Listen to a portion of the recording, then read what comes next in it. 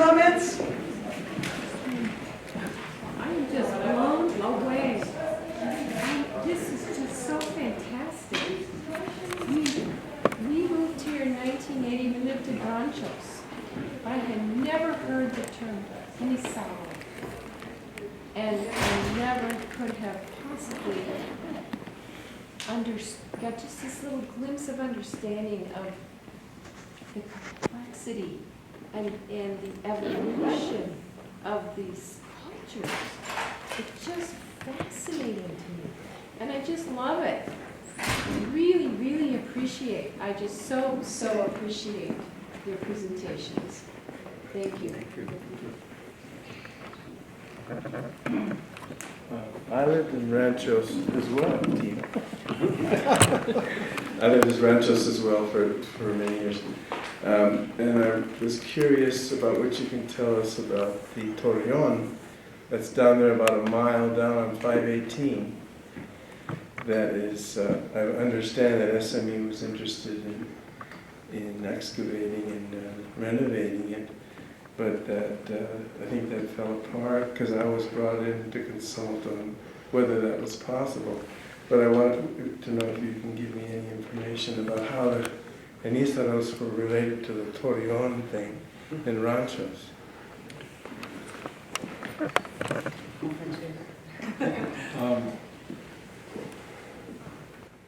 I've heard stuff about it, mostly from my cuñado, David Maes.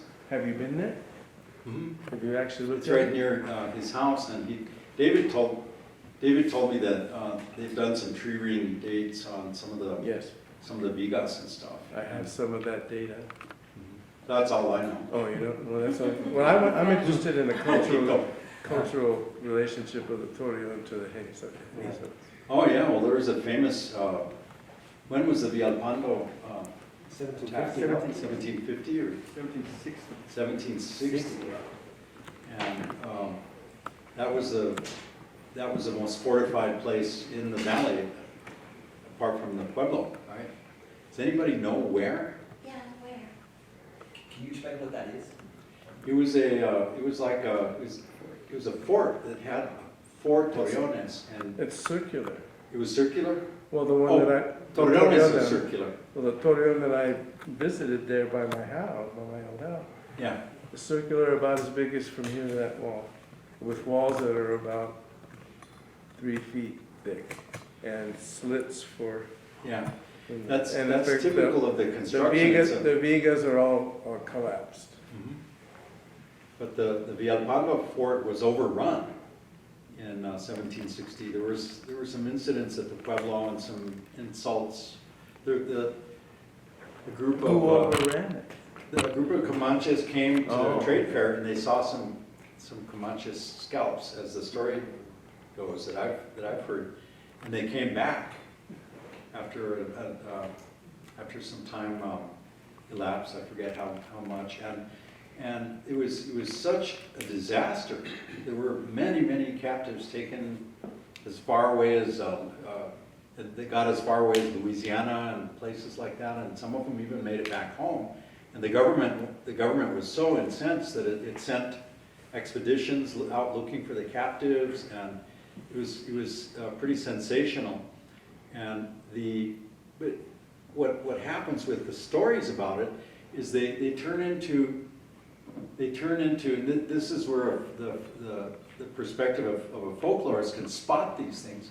They turn into what we call romance, the romance genre. It's a kind of narrative genre where there's two opposing groups, socially, politically, culturally, and they're having some big, huge conflict, and the conflict is put into allegorical form as the relationship between a man and a woman from each A group. love of romance. Yeah. And that conflict That happened here. illustrates it. That happened here, and it also happened in Tomé. There was a terrible loss of life in Tomé. One day in August 1776, everybody that was in town got killed. And it was such a terrible tragedy. It was a market day, and people were up in Isleta quite a bit, and so there's this story that people tell to this day where there was a Comanche chief that made friends with this this guy named Don Ignacio Baca, I think was his name, from the Baca family there. They were great friends and they enjoyed a productive friendship. They traded a lot back and forth, and Don Ignacio had a young daughter, beautiful young daughter, and the Comanche guy had a handsome young son. And if you're a folklorist, you go, bingo, this is not history. You know, it's romance. It's a type of narrative, and it's as clear as clear as day. And so anyway, they each man promises that the couple will wed someday, and then they come of marriageable age, and then Comanche comes back and they went, oh no, I don't really want my daughter going off with this guy to ride the llanos and stuff. And so they made a grave. They actually made a grave and a gravestone with her name on it. And that day, luckily she was up in Isleta, and the Comanche guy asked the Don Ignacio, like, where's your daughter? My son's here. Like, you said we were going to have a wedding. And he said, no, she died and stuff. And he could tell that he was lying, and so that's why Tomé was attacked, and every person who was in town that day died. Okay, that's not history. Those are stories that people tell each other. To help them get over terrible traumas, and terrible tragedies. And that's what happened at the Villalpando fort, which had 4 big torreones. And so I'm always asking anybody, was it up towards Cañon? Was it further towards Ranchos? I have no idea. Maybe you guys. I didn't know there were more torreons. There's not just that one. No. Yeah, there were. Oh, okay. In that one fort, there were at least 4. Wow. And they were overrun. They got totally overrun. Well, I don't know anything about that one torreon, but we do have some archaeological evidence around in Budo of fortress-style architecture that's completely collapsed up on the mesas over there. And there are teepee rings associated with that site, as well as a lot of Catholic rock art that's within the structure. So there is some evidence of these kind of defensive structures being made by non-Pueblo people in the area. And I would just say from a kind of policy perspective, in terms of getting away from the romance, one of the responses to these kind of misunderstandings that led to massive large-scale violence was that the Spanish governor started to put bandos on trade. So they would prohibit Spanish citizens from going to Pueblo trade shows because they would create these kind of cultural misunderstandings that would lead to violence. For instance, having scalps in the market.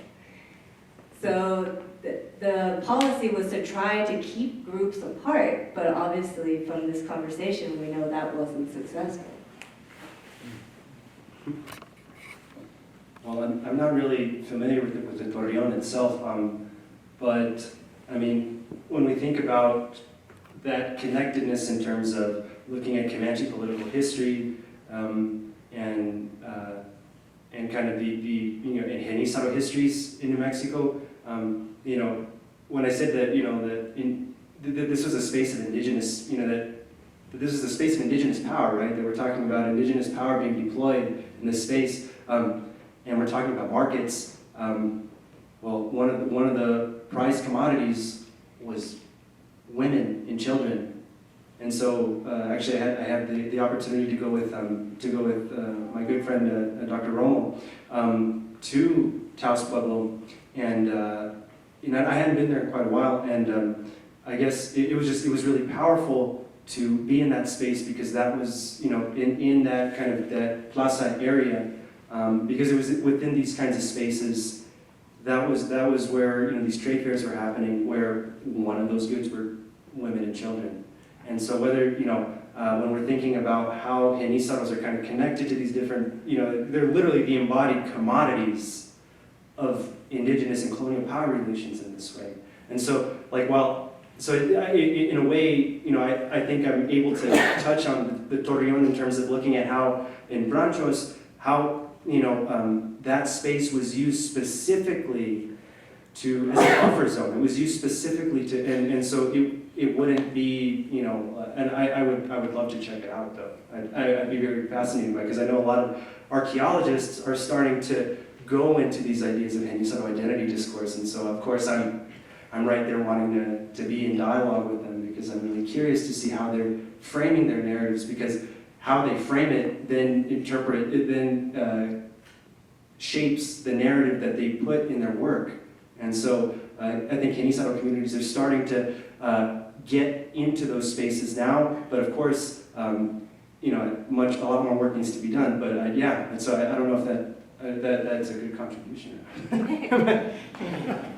We're just thinking on our feet. What Greg didn't tell you about the first song that he sang is the title of that song, if it's okay. Is El Cautivo. The tradition of that song is that it was. I've heard different stories. But it's sung.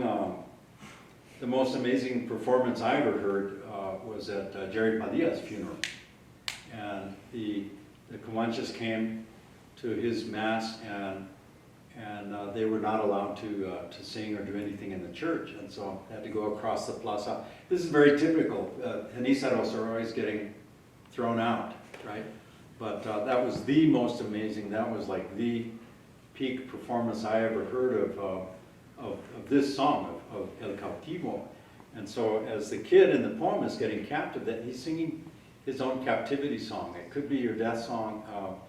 In Jerry's case, it was if we are all captives in one way or another, symbolically, metaphorically, we're captives of our own bodies, right?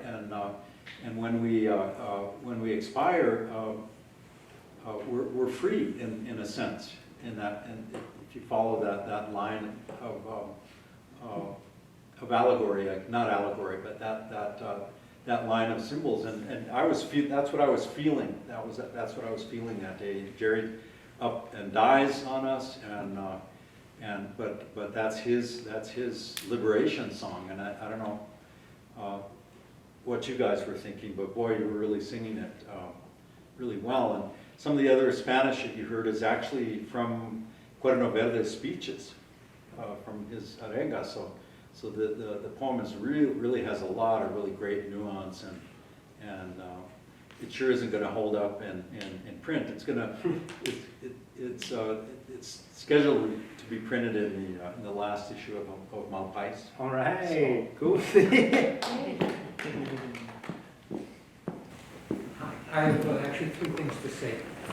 So first, I just want to repeat what I said when there was a crowd. I've never heard the word Genízaro before, but I'm very fluent in Hebrew roots. I'm very fluent in Hebrew, also Paleo Hebrew. And for example, the Alexandria library was called the Genízaro, the hidden treasure, basically, trove.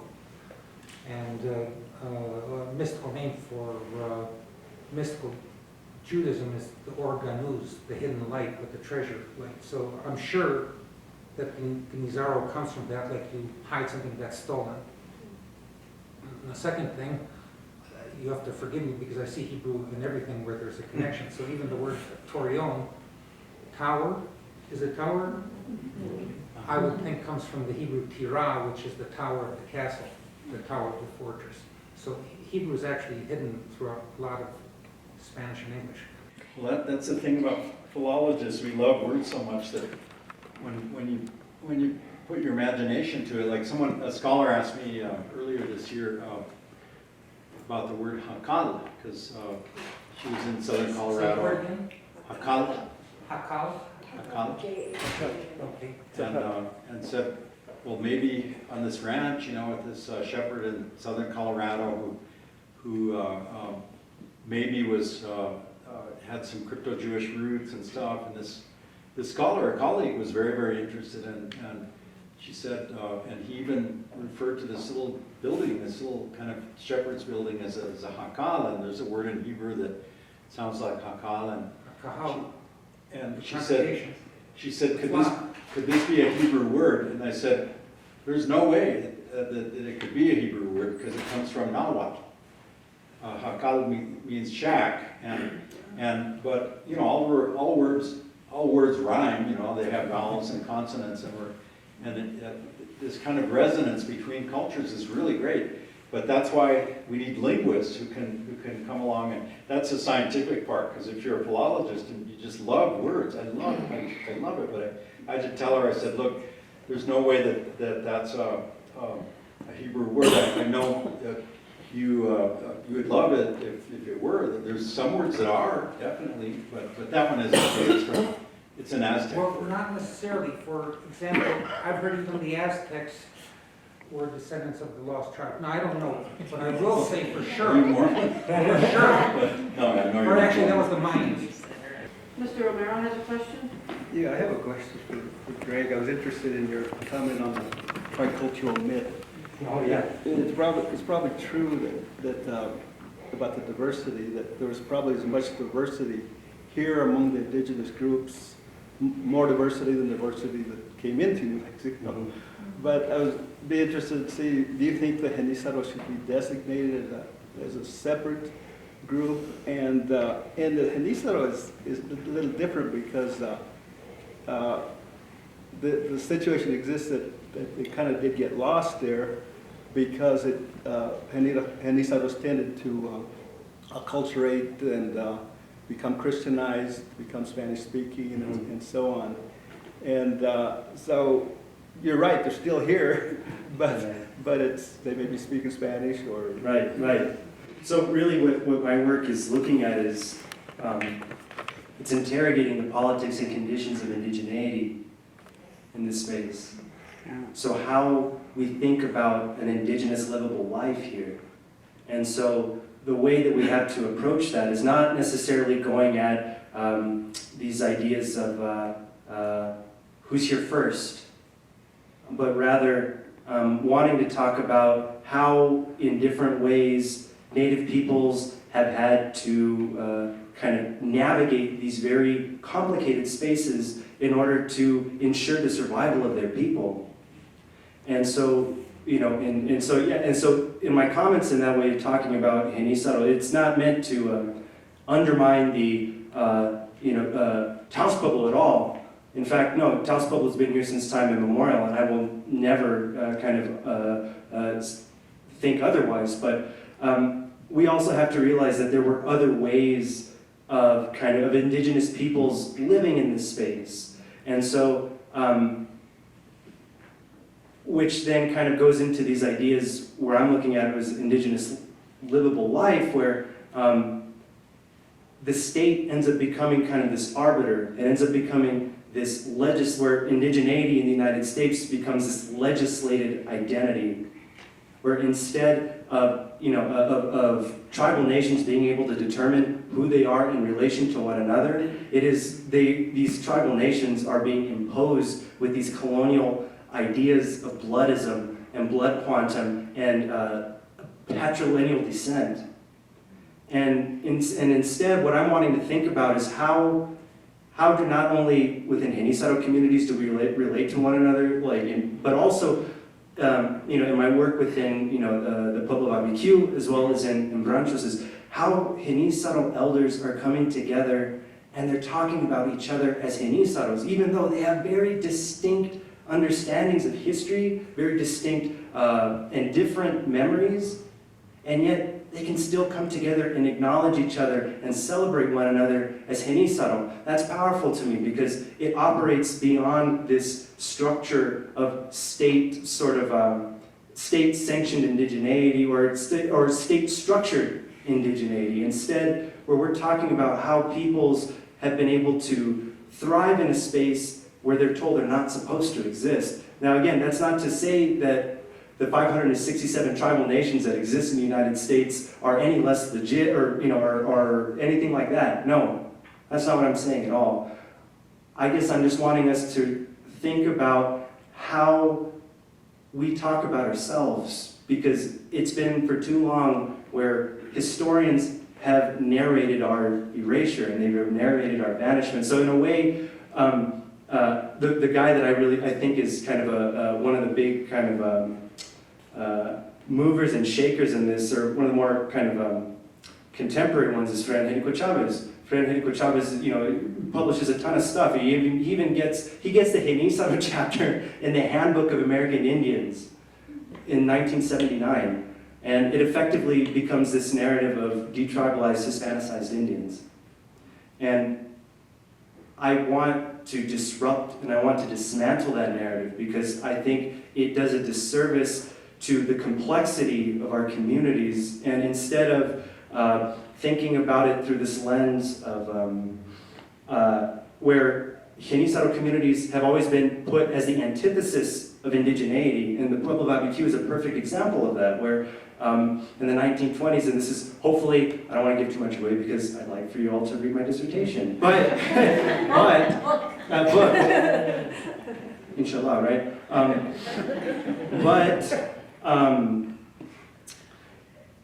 Where was I going with this?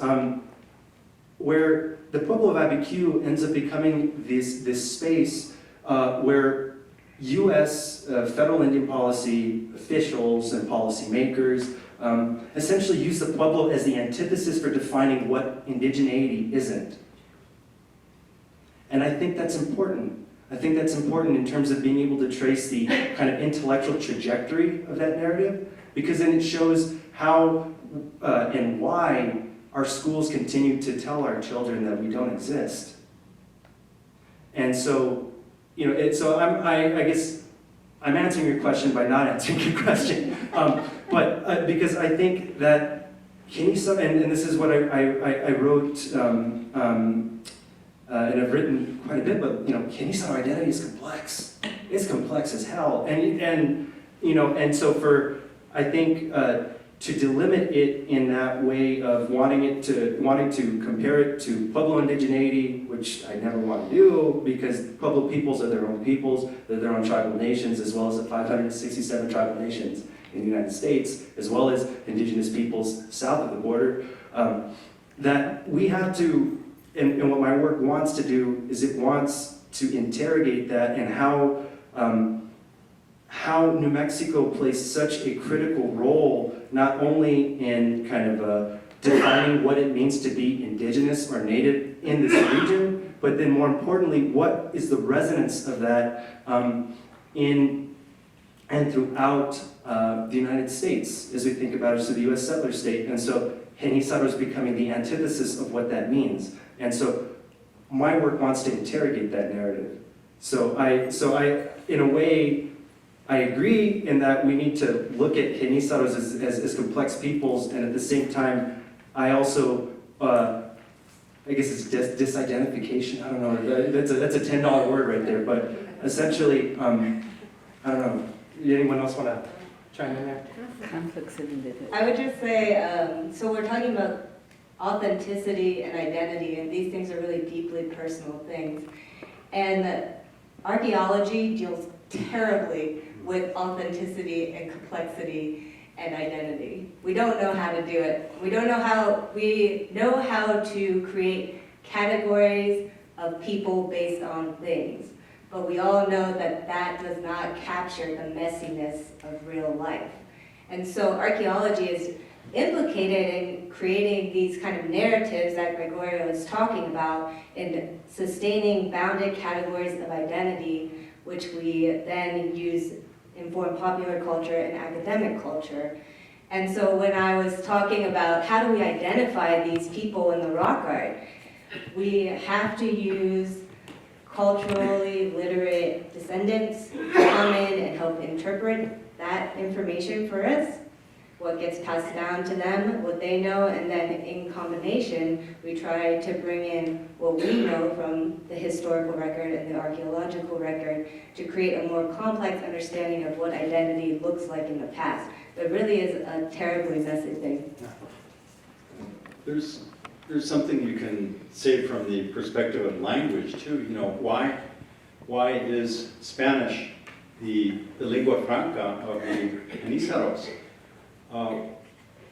Because what languages were they speaking before they were captured, before they were displaced? And they were speaking, we actually have those, the figures, you know, what tribe suffered the most captives? Navajos, right? And after that, there's a whole list. And so there's Diné, there's Inde, which is Apache. There's one of the Moradas in Abiquiu is named El Moque. There were a bunch of Hopis that settled in Abiquiu. They could talk to each other in Hopi, but how are they going to talk to the people of Ute background and the people of Navajo background? And so it's a very diverse, linguistically, it's a very diverse category, and it's a product of decades of warfare. It's a product of this colonial situation. It's a product of these people who were subjected to slavery and in different forms. And I was impressed at a workshop that we did at a seminar we did the other day, where it was mostly Genízaro descendants scholars, and no one could give a definition of what Genízaro is, but everybody agreed that they're Genízaro. And something really struck me, because one narrative is yes, there's slavery here, but you can get your freedom. There's all these ways of getting your freedom, you know, military service. But one of those scholars said, what Genízaro means to me is freedom. It's freedom from all of these things that have befallen my people in these terrible circumstances of displacement and war and captivity and adoption. And we have survived that to the point that we have our freedom, and we are able to petition for land grants, and they give us the land grants in the most dangerous places. The first group left Analco in Santa Fe and went down to Belen. And one of the scholars, Samuel Cisneros, is doing some cutting edge work on that. And so there's a timeline of the foundation of these different communities. But that was kind of the Genízaro town, Analco, and it has this incredibly complex history of Nahuatl and Purépecha speaking peoples that were part of the project, and they defended Santa Fe shoulder to shoulder with the troops and the presidio. They were allied to the max.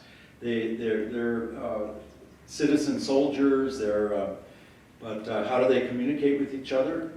In Spanish. Why? Because look at the variety of their origins, and some of them are of Pueblo origin. You know, tribal Pueblo politics can get pretty intense if the governor, if your family is having trouble with the governor or something, and you know some families just leave. Well, that's happened for hundreds of years if we read about it, and so there's certainly Pueblo people that became Genízaro. Just to tag on to that, I mean, in thinking about kind of that complexity, in the Pueblo of Abiquiu, we can see that, and you know, and elders talk about it over there, where that space was the home to 27 different tribal nations. 27 different tribal nations with their own languages, with their own histories, with their own stories, with their own distinctive kind of senses of being and belonging. And in the Pueblo, like Dr. Lamadrid had talked about, there's plazas del Moque, there's a plaza del Pueblo, and so the Plaza del Moque was specifically for Hopi. It was for people that came with the I forget the specific numbers, so I don't want you to I don't want to say the wrong number, but it was a very significant amount of Hopi who were brought into the Pueblo of Abiquiu in 1754, and in fact, Abiquiu is in my eyes, it is the only Genízaro Pueblo in terms of looking at how the colonial record creates that Pueblo as a pure Pueblo alongside Oquewingue, Taos, Santa Clara, but it was a Genízaro Pueblo. It was a Genízaro, so it was a distinctively Genízaro space. And unfortunately, in Branches, we didn't have, our history was very different from that. Our history was very different from that, and so that's why we have these very different sort of historical trajectories. And yet, today, like I said, Genízaro elders and youth are talking with one another and embracing one another. And sure, there's a lot of complexity to it as well, but the fact that we can go into these spaces and embrace one another as Genízaros is, again, that work is, I'm very honored to be a part of that. So, let's see. Juanita, did you have a question? Yeah, I had something I wanted to say. It was in the late 1990s that I had an opportunity to go into French Canada. And I knew something about the Métis. And it turned out that I ran into someone who was very proudly Métis. And so we talked about our histories coming from Europe, from New Mexico, and the history in French Canada. Now the Métis did have a very strong political movement in the 1700s, where it was actually, it became very violent, but it was a very strong Métis identity. And I had never really talked with anyone who really could understand the significance of the tribal connection within families that have been within families for generation and generation and generation and generation, where it was still something that a family could tie into with a lot of pride, but maybe not specifically connected with the tribe. And I'm talking to you specifically, Gregorio, because with your situation and what you're doing with your dissertation, but it was just an interesting thing because this person was really very curious about the New Mexico lineage with the indigenous connection because of the political history of what happened in Canada. And where this was in the throes, well, after 10, 15 years of the real heavy thrust of the Chicano movement, to find that there was a parallel identity almost equally as old. And the interesting thing for me was that this person could relate to mestizaje, like Métis. But the history of the Genízaro, and I really didn't know that much to say, because I could relate more as mestizaje. But it was just a very curious thing. I couldn't really explain it, and so I'm really excited with the work that you're doing, because this one kind of solidifies what I wanted to express to this person back then. Maybe one more, and then we have to feed our seniors. They're hungry. Yeah, so one of the things that came to mind, all of you, in terms of different groups trying to gain acceptance as official indigeneity. Like I think of the Yaquis or maybe the Tihuas in El Paso, when they were applying for this official, the credit card or the ID card. Federal recognition. Federal recognition. You had other indigenous tribes that opposed them because they were too Mexican, because they were deep tribalized. Or too black, or too whatever. Right. There are other groups. But in this case, I wonder if the fact that of this specific history of the Genízaros, that they're descendants of captives and slaves, is another impetus for that erasure. That there's a certain kind of darkness in indigenous history that they were also slave owners. That's like a shameful thing. And they don't want to recognize that aspect of this history. Do you find anything in the opposition of other indigenous groups to the indigeneity of Genízaros that relates to that? I'll let you take that one first. These things are heavily patrolled. We had a wonderful connection that was made with Comanche Nation, and they traveled here when my book came out, and the Pueblo Cultural Center. We organized American Studies and Chicano Studies organized a big thing big symposium festival called Comanches en Nuevo Mexico. That's what we called it, and that was when the book came out, and Ron, I think it was Ron Solomon, the director of the center, says, you know, I got a call from Lawton, and the tribal elders are coming, and he said, we had travel money for one, and there are about 14 people coming, and it was so great because when they arrived, they were all women, and some of them looked,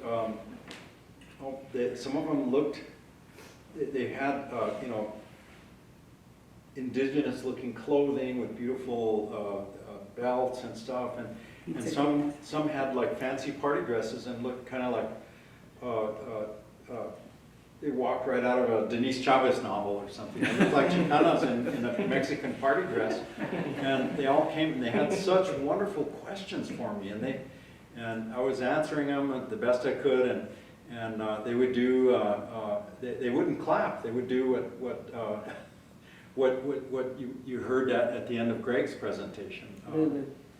The what? Lulu. The Lulu thing, and with you know 14 women in approval doing this. It's like the Arabic women do that as well, and it was great. And then we were summoned to Lawton.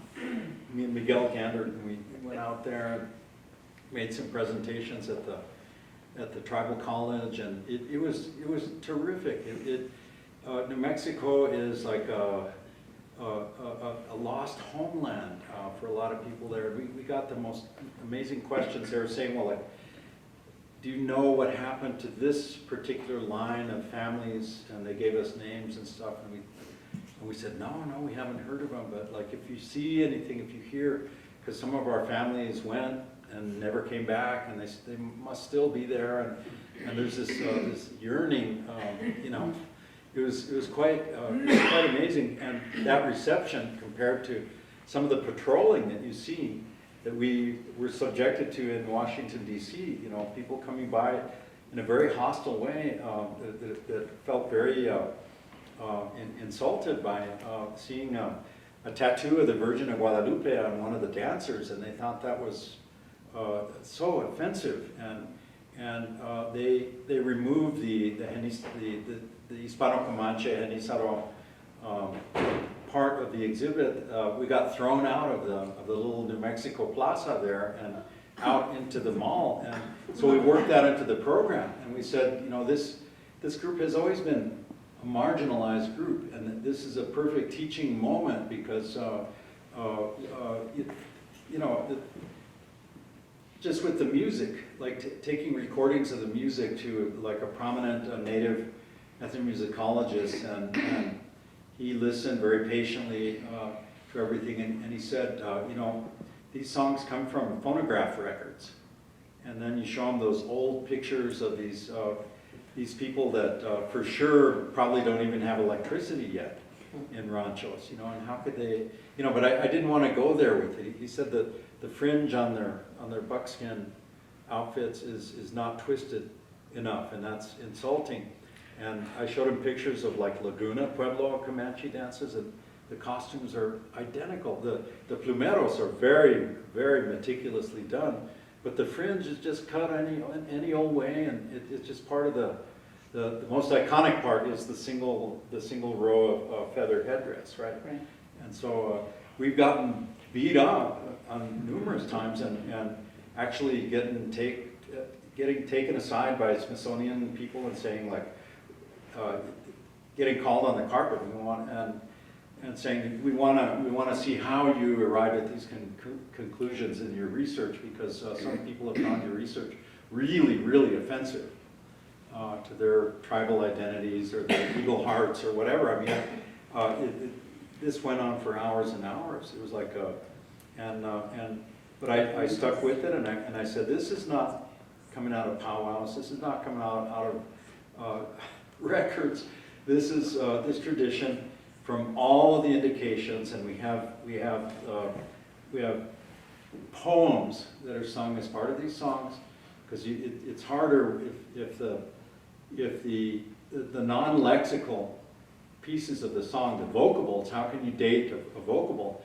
But a lot of these songs have really tantalizing lines in Spanish. And there's a lot that you can conclude. And I said, in my best estimation, these songs are coming out of stuff that happened in the 1760s, 1770s, and 1780s, and people are still singing about what happened back then. And they said, okay, thank you.